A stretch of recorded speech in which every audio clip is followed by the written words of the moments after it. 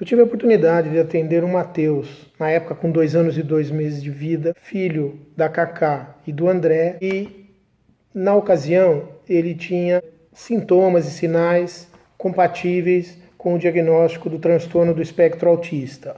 Ele tinha dificuldade de sociabilizar, tinha um atraso de comunicação, tinha algumas estereotipias. Apesar de estar com 2 anos e 2 meses, ele ainda não apontava, não dava tchau, e muitos outros sinais e sintomas que estavam de acordo com o TEA. Na ocasião, eu pude perceber que o Matheus era um menino muito inteligente e que ele estava numa forma leve do transtorno do espectro autista. O que eu orientei aos pais na ocasião foi que um tratamento adequado, baseado na análise aplicada do comportamento, na ocasião, o método ABA, seria fundamental para a sua melhora ou até uma recuperação.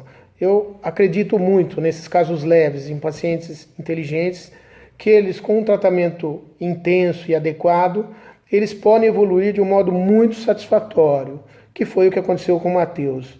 Eu fiquei muito feliz com toda a evolução do Matheus, e isso reforça a nossa vontade e de manter esse tipo de orientação para os familiares, da importância do tratamento adequado com base científica e tentando fazer com que essas famílias que já sofrem muito com o transtorno dos seus filhos não procurem outros caminhos não científicos que estão sempre aparecendo na vida deles. Então, eu queria comentar um pouco sobre o site Autistólogos, que é muito didático e é fundamental para a disseminação do conhecimento do TEA na língua portuguesa. Ele faz uma excelente orientação para os familiares e até para profissionais. Eu quero dizer que é muito louvável a atitude da Cacá e do André, que possibilitam informações sobre como lidar com o filho com TEA, os tratamentos, direitos e muitas outras dicas. Realmente é um site muito interessante para quem tem um filho com TEA ou mesmo trabalha com o transtorno do espectro autista.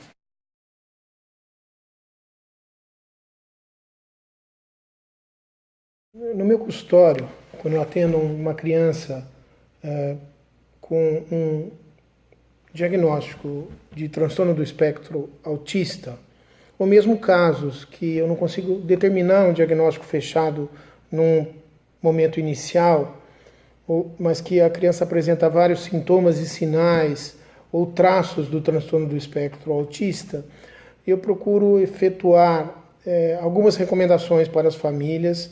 Então, tanto para quem tem o diagnóstico, mas para quem só apresenta traços, o que eu indico inicialmente é que tem muita coisa a ser feita para essas crianças.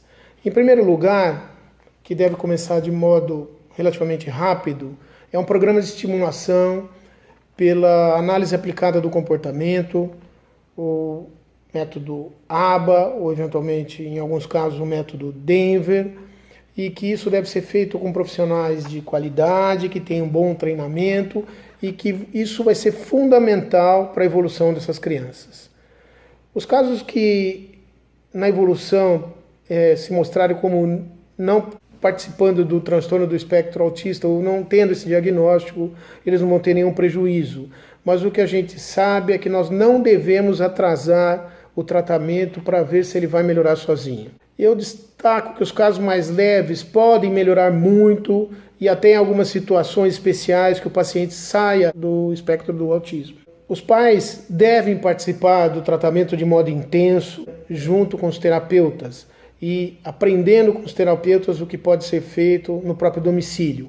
Os pais também devem evitar a busca de curas milagrosas sem bases científicas. Então ele deve procurar informações de pessoas que eles confiam e que passem coisas realmente baseadas na ciência.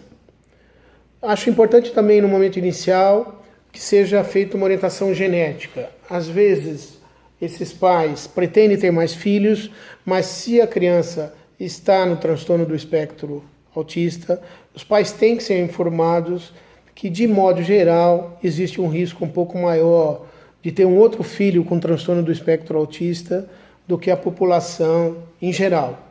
Geralmente esse risco vai variar de 10% a 18% de chances conforme o estudo.